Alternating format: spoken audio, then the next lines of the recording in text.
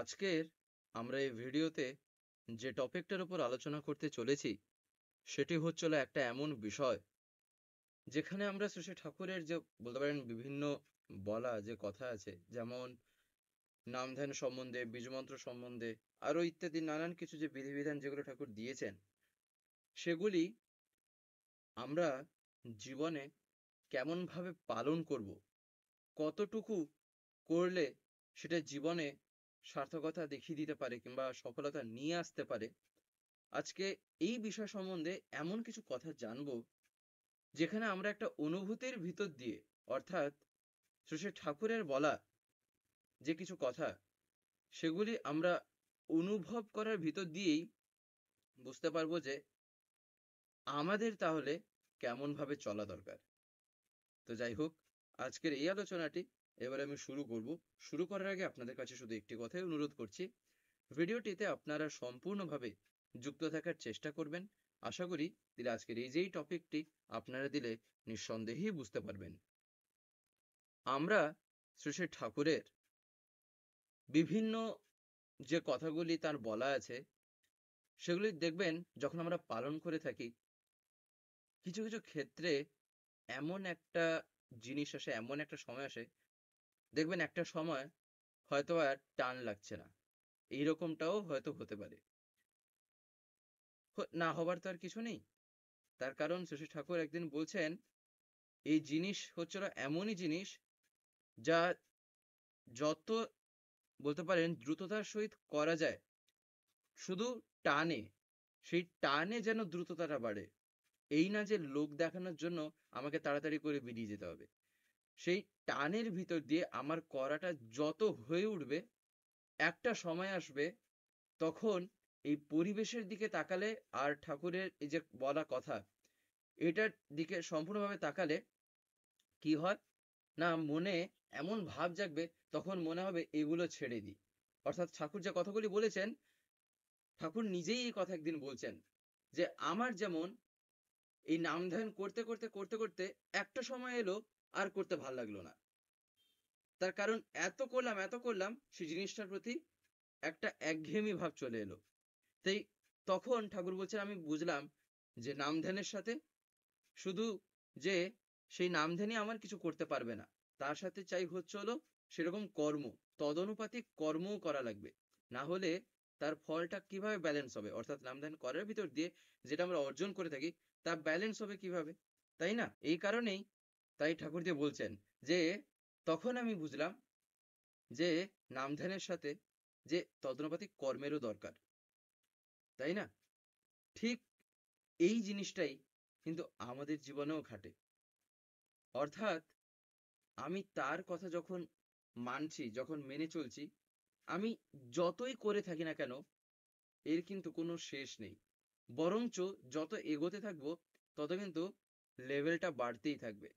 যেমন দেখবেন আমরা যখন কোনো গেম খেলি, গেম খেলার সময় দেখবেন যত জিততে থাকি, ততটাই লেভেলটা বাড়তে থাকে না? আরো তত কঠিন হতে থাকে। তাই নয় কি? ঠিক আমাদের জীবনের গল্পটাও তাই। আমি যত এগোতে থাকবো, তত কি হবে? তত আমার জীবনে কিন্তু আরো কঠিন, কঠিন ফেজ আসবে। তত আরো বলতে পারেন বাধা, বিপত্তি আরো এসে দেখা দেবে। কিন্তু সেই অবস্থায়ও যে কিভাবে নিজেকে যে ওভারকাম করা লাগে, এটাই কিন্তু বাস্তবে তাকে ধরলে শেখা যায়। এটাই হচ্ছে হলো শিক্ষণীয়। তার কারণ তিনি যেটা দিয়েছেন, তিনি দিয়েছেন পথ।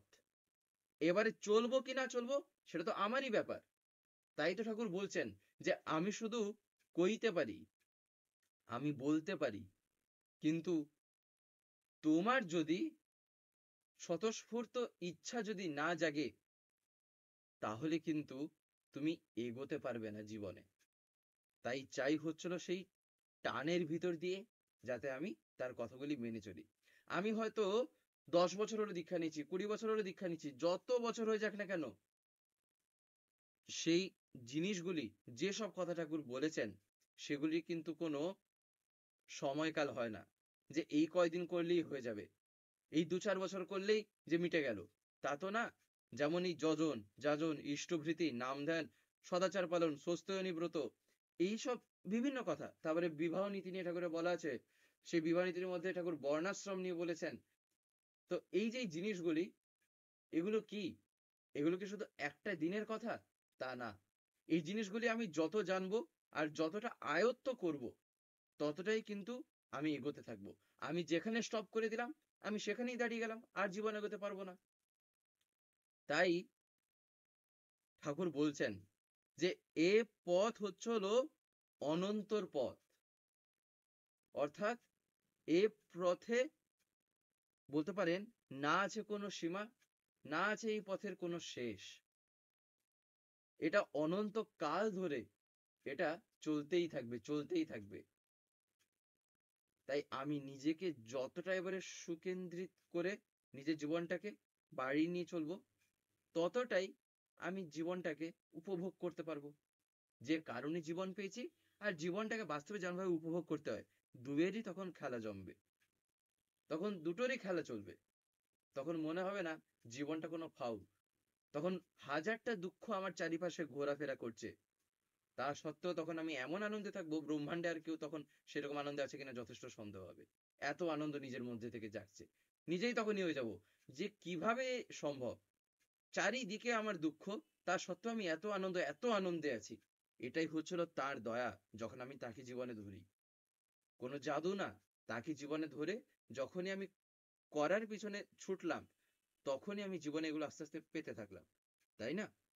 যেমন শ্রী ঠাকুরের কাছে একবার বলতে পারেন, ঠাকুর যেখানে বসতেন কিংবা ঠাকুরের আশেপাশে যারা থাকতেন, তারাও তো বলতে পারেন সেই রকম ভাবে নিজেদের জীবনটাকে সাধনায় তো এগিয়ে নিয়ে গেছিলেন। যেমন ননীদা, নাম হয়তো আপনারা অনেকেই শুনে থাকবেন, ননীগোপাল চক্রবর্তী, ওনাকে ননীদা বলা হতো। কিংবা প্যারিদা, কিংবা ধরেন রমেশ দা, মায়েদের মধ্যে সরোজিনী মা, ননীমা, অনেকেই থাকতেন। তাই না? তো এবারে এনারা যখনই কারোর সাথে কথা বলতেন, কারোর সাথে যখন এনারা মিশতেন, এনাদের হাব ভাব এবং এনাদের কথাবার্তার ভিতর দিয়ে এমনই ভাব জাগতো, যেখানে ঠাকুরের প্রতি টানটা বেশিরভাগ ক্ষেত্রে দেখা গেছে যে এমন নেশা জেগেছে অপর ব্যক্তির মধ্যে, যে সে না পেয়ে থাকতে পারছে না। তাই না? সে জীবনে ঠাকুরকে না দর্শন করে, জীবনে ঠাকুরকে না গ্রহণ করে সে আর থাকতেই পারছে না। এতটাই তার মন ব্যাকুল হয়ে উঠছে শুধু তার কথাই শুনে। তাই ঠিক এইরকমই একবার একটা ঘটনা ঘটে।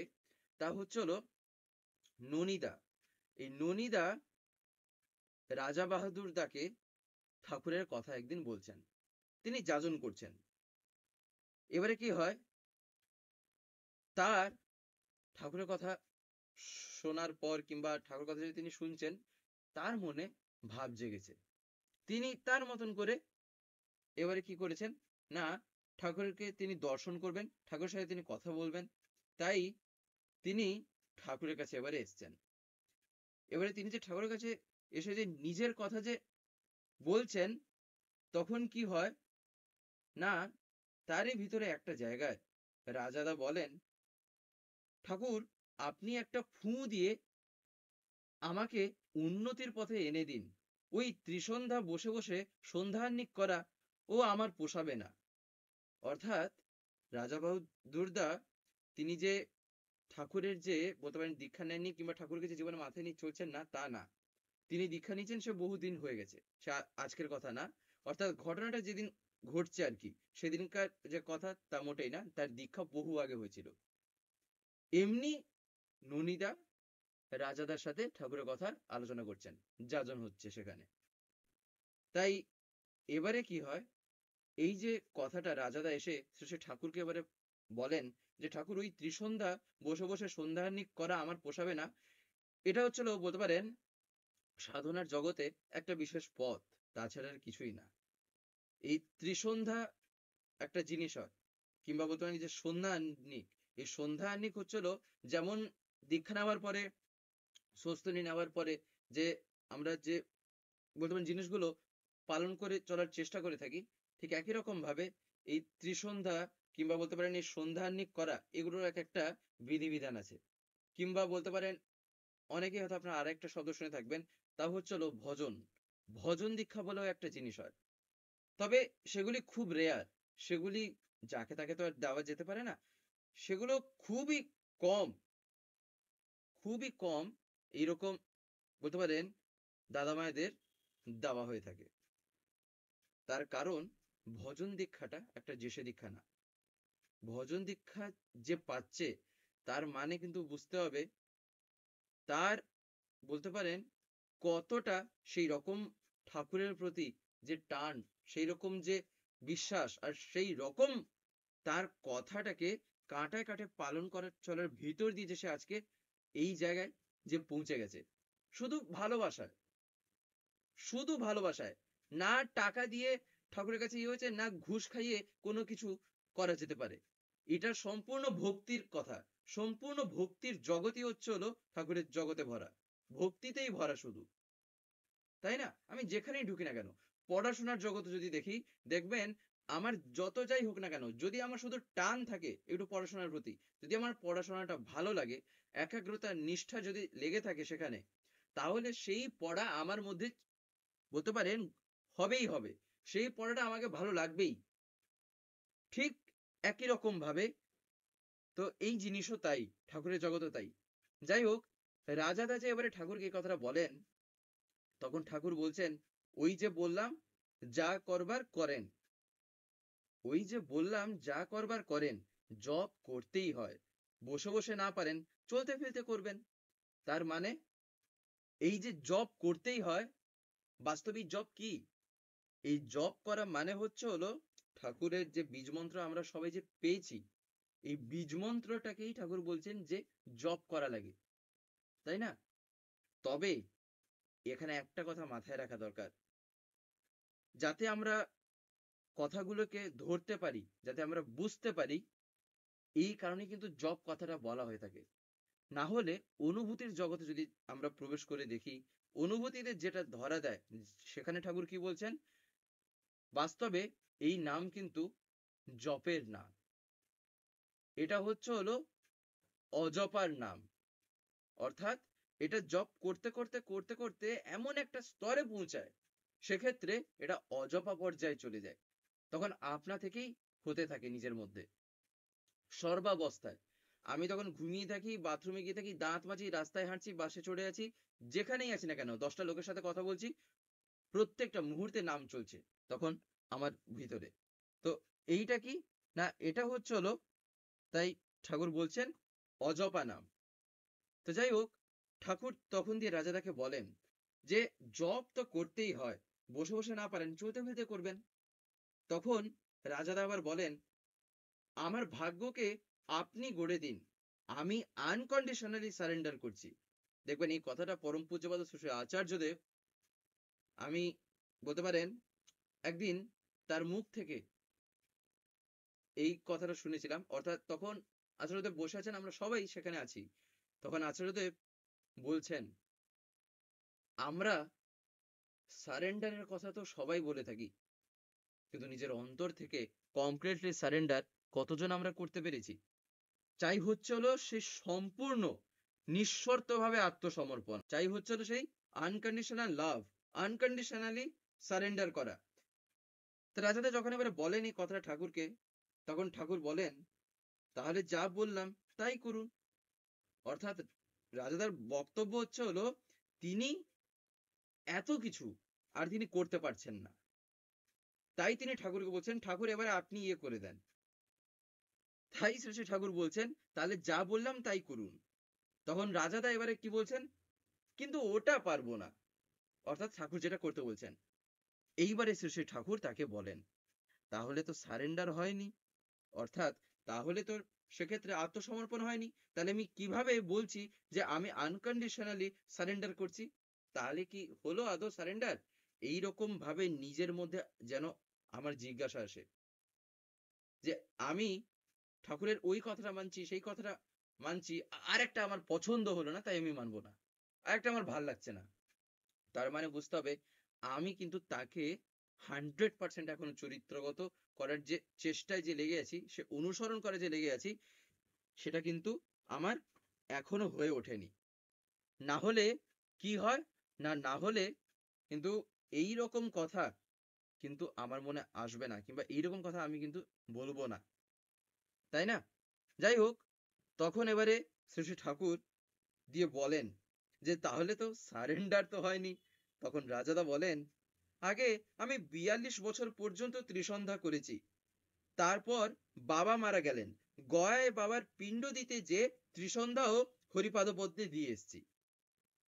অর্থাৎ তাহলে দেখেন, রাজাদা যে কত আগে থেকে যে ঠাকুরের দীক্ষা নিয়েছেন। ঘটনাটা যবেকার, তার থেকে ৪২ বছর আগে। মানে যে সে কথা, মানে বলতে পারেন, একদম সহজ কথা যদি বলা যায়, অ্যাপ্রক্সিমেটলি ১৯০০ কিংবা ১৯০৫ ঐরকম কাছাকাছিতে তার দীক্ষা হয়েছে। ১৯০৫-১০ কাছাকাছিতেই অ্যাকচুয়ালি তার দীক্ষা। তাই তিনি দিয়ে বলছেন যে, আমি ৪২ বছর পর্যন্ত প্রায় ত্রিসন্ধ্যা করেছি। তারপর বাবা মারা গেলেন। গয়ায় বাবার পিণ্ড দিতে গিয়ে ত্রিসন্ধ্যা ও হরিপাদ পদ্মে আমি দিয়ে এসেছি।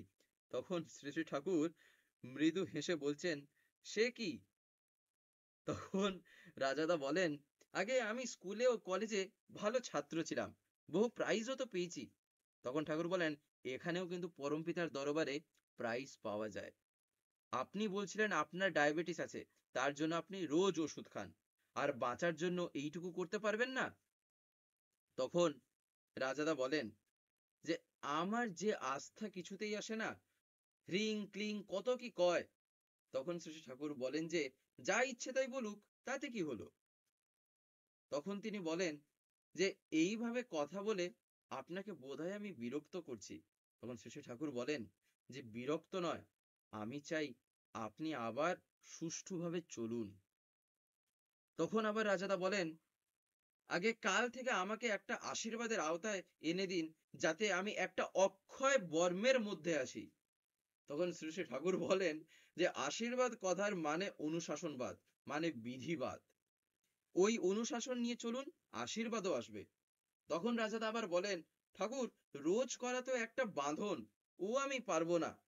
তখন ঠাকুর বলেন, কেন? নিঃশ্বাস টানেন না? তখন আবার তিনি বলেন, আগে সেটা তো নরমাল, স্বাভাবিক। তখন আবার ঠাকুর বলেন, সবই ওই রকম নরমাল হয়ে আসে। তখন রাজাদা এইবারে বলেন, আগে আমি আপনাকে একই কথা বলে বারবার বিরক্ত করছি, আপনি আমাকে আশীর্বাদ করে দিন। তখন এবারে শ্রী ঠাকুর বলেন, আমিও প্রার্থনা করি আপনি অক্ষয় আশীর্বাদের অধিকারী হন। দোষ আমাদেরই, এতদিন যা করণীয় ছিল করা হয়নি, যার ফলে এত রকম এখন আমাদের মাথায় চিন্তা ভাবনা আসছে, যত সবকিছুতে আমরা গোলমাল পাকিয়ে দিচ্ছি। তখন রাজাদা এবারে বলেন, আগে আমি এখানে থেকে মনে হয় সকলকে কষ্ট দিচ্ছি। তখন ঠাকুর বলেন, এ বাড়ি কখনোই পরের বলে ভাববেন না। ওরা যেমন নিজেদের বাড়ি বলে মনে করে, আপনিও তাই করবেন, কিন্তু খাওয়া দাওয়ার হয়তো কষ্ট হবে। তখন রাজাদা বলেন, কি বলেন, আজ সকালে লুচি খেলাম, যা আমি কোনোদিনই খাই না। তখন শ্রী শ্রী ঠাকুর বলেন, আজ লুচি খেলেন, কাল হয়তো লুচিও পাবেন না, আবার পোলাও পেতে পারেন। এবারে তখন রাজা বাহাদুরদা বলেন যে, আগে তাহলে এবারে আপনি যদি অনুমতি দেন, মানে তিনি যে উঠে যাবেন। তখন ঠাকুরের অনুমতি নিয়ে তিনি উঠে যান। তাহলে দেখেন, এই যে কথা ঠাকুর যে বলছেন, প্রত্যেকটা কথার মধ্যে একটা জিনিস লক্ষ্য করে এখানে কিন্তু দেখার, তা কি জানেন? তা হচ্ছে হলো, ঠাকুর কিন্তু প্রত্যেকটা কথার ভিতরে তাকে শুধু যুক্তিটা ধরাচ্ছেন। প্রত্যেকটা কথার মধ্যে। তিনি যখন আশীর্বাদের কথা বললেন, সেখানেও তিনি যুক্তি ধরালেন। যখন তিনি ১ম এ ওই যে বলতে পারেন, আর যে জব-টব করতে এত পারবেন না, কিংবা এত কিছু তিনি এত বছর ধরে করছেন, সেই ৪০-৪২ বছর ধরে, আর তার দ্বারা হচ্ছে না। তখনও যে ঠাকুর কিভাবে বোঝালেন যুক্তির ভিতর দিয়ে, যে কিভাবে করা লাগে, কিংবা রোজ যে করা, সেটাও যে তার দ্বারা সম্ভব না, সেক্ষেত্রেও যে ঠাকুর যুক্তি দিয়ে বোঝালেন। তাহলে একটা জিনিস এখান থেকে যেটা বোঝার, তা কি? জীবনটা প্রত্যেকটা মুহূর্তে যুক্তির ভিতর দিয়ে যেন আমি কাটাই। প্রত্যেকটা মুহূর্তেই আমার জীবনে কিন্তু যুক্তি হচ্ছে। আমি যেমন কোনো একটা বিষয়কে সমাধান করার ক্ষেত্রে যেমন যুক্তি লাগাই, আমি যখন আমার জীবনে ঠাকুরকে ধরছি, তার জীবনের প্রত্যেকটা কথাই কিন্তু তাই সেই যুক্তির কথা। যারা আমি জীবনে এমনভাবে তাই তার কথাগুলোকে পালন করে চলি, যাতে আমি তা অনুভব করতে পারি। আর দ্বিতীয়ত বিশ্বাসের সাথে যে পালন করে চলে তার কথা, সে কিন্তু জীবনে এর স্বাদ কিন্তু পায়ই পায়। চিনিকে দূর থেকে দেখলে কিন্তু বোঝা যায় না চিনির স্বাদটা কেমন। তার কারণ চিনিটা অত্যন্ত একটা ক্ষুদ্র জিনিস। যখনই আমি মুখে দিয়ে দিলাম, তখনই সেইটুকু চিনি আমার মুখের মধ্যে একটা স্বাদ পাল্টে দিল। মুখের মধ্যে একটা মিষ্টি ভাব নিয়ে চলে এলো। তাহলে আমিও ঠিক একই রকম ভাবে যতক্ষণ না তার বলা কথাগুলিকে চরিত্রগত করব, ততক্ষণ পর্যন্ত কিন্তু আমি সেই স্বাদটা পাবো না। সেই জীবনটাকে আমি অনুভব করতে পারবো না যে জীবনের কথা ঠাকুর বলছেন। ঠাকুর যেমন এখানে এই কথাগুলি বললেন, ঠিক এই রকমই পরম পূজ্যপাদ শ্রী শ্রী আচার্যদেব এখন তাই বলছেন। পরম পূজ্যপাদ অবিন্দা ঠিক এইরকম ভাবে এখন তাই বলছেন, যাতে জীবনটাকে আমরা প্রত্যেকটা মুহূর্তে যুক্তির ভিতর দিয়ে কাটাই। এই যেমন দেখবেন এইখানে যে ঠাকুর তাকে যে বললেন, অর্থাৎ রাজাদা যখন বলেন আগে আমি 42 বছর ধরে যে এগুলো সব যে করে আসছি আর কত করব, তখন শ্রী শ্রী ঠাকুর কি বলেন যে এটা যে নিত্য করণীয়, যে নিত্য করা চাই। কথার ভিতর দিয়ে ঠাকুর তো ওইটাই বোঝালেন। তার মানে ভাবেন তো। আর আমি আমি সেদিন দীক্ষা নিলাম, সেদিন ইয়ে করছি, আর আজকে আমি কি বলছি, না আর কত করব, ডেলি তো নাম ধ্যান, ডেলি প্রার্থনা, ডেলি ইষ্টবৃত্তি, ডেলি যজন যাজন, এইসবে তো মত্ত হয়ে থাকছি, আর কত এরকম করতে থাকবো। বাস্তবে এই কতর যখন প্রশ্ন উঠছে না, তার মানে বুঝতে হবে আমি কিন্তু হাঁপিয়ে গেছি। তার মানে বুঝতে হবে আমি কিন্তু সেটাকে উপভোগ করতে পারছি না আসল ভাবে। তার কারণ যে জিনিসটা মানুষ বাস্তবে উপভোগ করে, সে কিন্তু চায় সেটা তার কাছে চিরন্তন হয়ে উঠুক, চিরকালের জন্য সেটা থাক। সে কিন্তু কখনোই বলবে না যে এটা আমার দরকার নেই, আর আমি পারছি না, আর আমার এটা চাই না। তাই না? তাই সবকিছুরই একটা কিন্তু ব্যালেন্সড ওয়েতে করা দরকার। এই যজন যাজন, এটাও ঠিক একই রকম ভাবে এখানেও একটা ব্যালেন্সড ওয়ে আছে। যেমন এই যে যাজন, ঠাকুর বলছেন যজন ছাড়া যাজন, দুধ ছাড়া মাখন। অর্থাৎ এই যে যাজন, যাজন করতে গেলে নিজের আগে যজন থাকা চাই। অথচ ঠাকুর আবার আরেকটা জায়গায় কি বলছেন, যে যাজন কিন্তু অনেক ক্ষেত্রে যজনকে সাহায্য করে। তার মানে যাজন করার ভিতর দিয়ে কি হয়, আমি যে কথাগুলি বলছি সেগুলি বলতে বলতে বলতে বলতে নিজের মধ্যে এমন ভাবের সৃষ্টি হচ্ছে দিনের পর দিন দিনের পর দিন, তা আমাকে যজনের পথে আরো ক্রমাগতভাবে ঠেলে ঠেলে নিয়ে যাচ্ছে। তাহলে ভাবেন জীবনটা কি এতটাই বলতে পারেন সস্তার। তিনি দয়া করে দিয়েছেন যাতে আমি জীবনটাকে তার কাজে লাগিয়ে দিই। এইরকম ভাব নিয়ে তাই চলতে হয়। তাই না? আর আমি কি বলছি? আমি করেছি, আমি আর কবে ফল পাবো? আমার আর কতটুকু সার্থকতা এসছে? আমি এতদিন ধরে করলাম, বাস্তবে এটা কিন্তু শেষ হয় না। এই কয়েকটা ঘন্টা, কয়েকটা দিন, কয়েকটা ইয়ের জন্য করে ফেললাম, এটা ঐরকম কিন্তু ডোজ না। এই ডোজ ঠাকুর দিয়েছেন পুরো লাইফ টাইমের জন্য। যে লাইফের কথা ঠাকুর কিন্তু শুধু ইহকালের জন্য বলেননি, ঠাকুর পরকালের যে জীবন হয়, ঠাকুর বলছেন সেখানেও এই জিনিস চলে। তখনও এই জিনিসের অনুভব করা যেতে পারে। তাহলে ভাবেন যে তিনি কি জিনিস এবারে যে দিয়ে গেলেন। তাই না? আর তার সাথে আবার দয়া করে আচার্য পরম্পরা। এই তো একেবারে অমৃত। জীবনে অমৃত বাস্তবে যে পেতে চায় সে অলরেডি পেয়ে আছে। শুধু চাই হচ্ছে হলো সেটাকে সঠিকভাবে কাজে লাগানো আর উপভোগ করা। ব্যাস, দিলেই জীবনে শান্তি আর শান্তি, সুখ আর সুখ। যার জন্য মানুষ দিনরাত ছোটে, দিনরাত সে এর পিছনে দৌড়ে থাকে যে জীবনে একটু কিভাবে আনন্দে থাকবে, শান্তি থাকবে, সুখে থাকবে। আর আনন্দ আর শান্তি নিয়ে যেখানে আমি বসবাস করছি, সেখানে আমি কি বলছি, না আমি আনন্দ আর শান্তি পাবো কোথায়? তার মানে আমার চাইতে বেকুব আর জীবনে কে আছে? তাই না? তো যাই হোক, আজকের এই ভিডিওটা এবারে আমি এখানেই শেষ করব। শেষ করার আগে আপনাদের কাছে একটি কথাই বলবো, যদি আজকের এই ভিডিওটা আপনাদের ভালো লেগে থাকে তাহলে একটি লাইক করে দেবেন, সবার ভিতরে শেয়ার করে দেবেন, কেমন লাগলো নিচে একটি কমেন্টে লিখে জানাবেন। আর যদি চ্যানেলটিকে এখনো সাবস্ক্রাইব করে না থাকেন তাহলে অতি অবশ্যই চ্যানেলটিকে সাবস্ক্রাইব করে পাশের বেল আইকন প্রেস করে অল করে রাখতে একেবারেই ভুলবেন না, আর এরকম বিভিন্ন নতুন এবং ইন্টারেস্টিং ভিডিও সবার আগে পাওয়ার জন্য। জয় গুরু, বন্দে পুরুষোত্তম।